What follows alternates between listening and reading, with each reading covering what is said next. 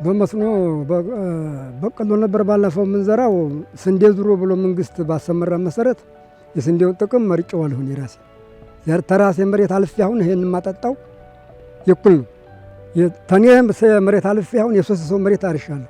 አሁንም ይሄ ሶስት ሰው እያጠጣሁ ነው የኩል። እዛም አርፍጃለሁ። ጦማ ስሬዝ ሆነ እና ለውጥ አግኝቻለሁ። ለውጥ ያገኘ ነው ራሳችን ቤታችንን ኑሯችን አሸንፈን እየኖረ ነው። ግልቱን ቢኖረውም ደህና እየተጠቀምን ነው። ለኛ ለቤታችን ለኑሯችን ቤታችን አሸንፈን እየኖረ ነው። አሪፍ ነው። በሰራን ሰዓት እየጨመረ እንጂ እየቀነሰ አይሄድም። ከሰራን ካልሰራን ግን እየቀነሰ እንጂ የሚሄደው እየጨመረ አይሄድም። የበጋ መስኖ ስንዴ ከአመት አመት እየጨመረ መጥቷል። በዚህ አመትም ምርትና ምርታማነትን ለመጨመር አስበን እየሰራን ያለ ነው። የመጀመሪያው እዚህ አመት ለየት የሚያደርገው የማሳ ስፋቱም ጨምሯል። ባለፈው አመት ወደ 21000 ሄክታር ነው ከቨር ያደረግነው። በዚህ አመት ደግሞ ወደ 27000 ሄክታር በበጋ ስንዴ ከቨር አድርገናል። የማሳ ስፋቱ በጨመረ ቁጥር ምርቱ በዛው ልክ ይጨምራል። ምርትና ምርታማነት ስንል ደግሞ በተለይ ምርታማነት ላይ የቴክኖሎጂ አጠቃቀማቸውን ማሳደግ ስራ መስራት ይጠይቃል። ከዚህ አንጻር የማዳበሪያ አጠቃቀማቸው የባለሙያ ድጋፍ እና ከዛ ከፍ ባለ መንገድ ደግሞ ሌሎች ቴክኖሎጂዎችንም ጭምር የሚጠቀሙበት ሁኔታ ተመቻችቷል። በቀሎው ያለ ወቅቱ ይደርሳል። ሚያዝያና ግንቦት ላይ ይደርስ። ይሄን ግን ወቅተን ቤታችን ነው ልጆቻችን እንዲያቡን እየበሉ ነው። በዛ መሰረቱ እየተፋጋን እየሰራ ነው። ያልሰራ መቼም ያው ነው እና በበኩሌ እኔ አሁን ስንዴውን እመርጠዋለሁ። አሁን ያለውን አጠቃላይ ቁመና ስናይ በጣም የተሻለ እውነት ለመናገር በመኸር ከምናየው የሰብል ቁመና በጣም በከፍ ባለ መንገድ የሚታይ የበጋ ስንዴ ነው እያየን ያለ ነው። አሁን ላይ ያለውን የስንዴውን ቁመና አይተን የተሻለ ምርት ማግኘት የሚያስችል ነባራዊ ሁኔታ እንዳለ ነው በእኛ መንገድ እየገመገምን ያለ ነው። የአርሶ አደሩ ሁኔታ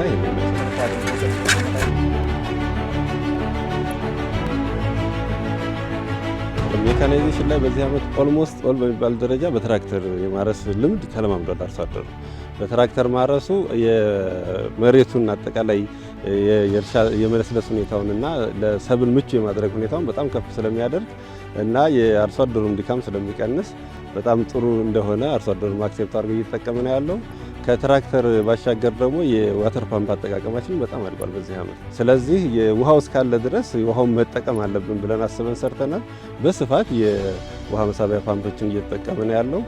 እነዚህንና ሌሎች የአጠቃላይ ከአዘራርም አንጻር ቴክኒካሊ የሚነሱ አርሶ አደሩ በባለሙያ ምክር ሀሳብ ደረጃ ቴክኖሎጂን ማስራት ረገድ የዚህ ዓመት ትንሽ ከፍ ብሎ ይታያል።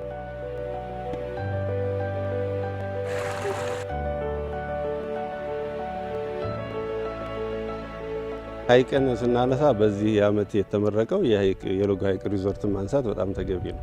ሪዞርቱ በጣም የተሻለ በጣም ከፍ ያለ ነገ ጧት ቱሪስትን በእጅጉ መሳብ የሚችል እና የአርሶ አደሩ ማምረት ከቻለ ተጠቃሚ በቅርብ ማግኘት የሚችልበትን እድል የፈጠረ ሪዞርት ተመርቋል።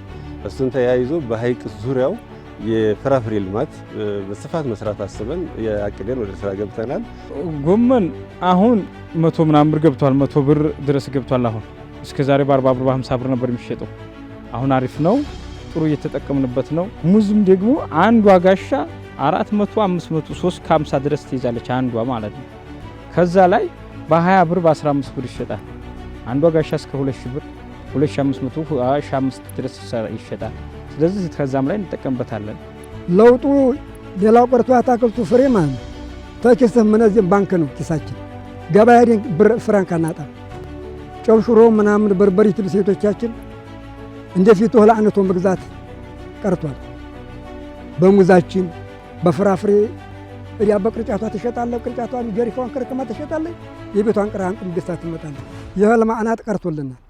ልጆችም ደግሞ እህል አለቀብን ማለት ተኛ ታሳብ አርፈናል። የዛሬ ዓመት የተከልከው ለቀጣይ ዓመት ለዛሬ ዓመት እንሸጥለታለን። በአመቱ ይወልዳል እና እንደዛ እያደረግን እየተጠቀምን ነው። በሐይቅ ዙሪያው ላይ 2 ወረዳዎች አሉ፣ ተሁለደሬና ወረባቦ። ዛሬ ያለነው ወረባቦ ላይ ነው። ወረባቦ በሐይቁ አዋሳኝ ያሉትን አርሶ አደሮች አወያይቶ አግባብቶ አሁን እየሰሩ ያለውን ጅምር ስራ የበለጠ አሳድገው እንዲሄዱ እየሰራ ነው ያለው። ዛሬም የተመለከትነው ነገር እርሾ ሊሆን የሚችል ነገር አርሶ አደሩ ቀድሞ እየሰራ እንደሆነ ያሳያል። የሙዝ አለ፣ ሌሎች የአትክልት ልማትም ላይ እየሰሩ ነው ያሉት።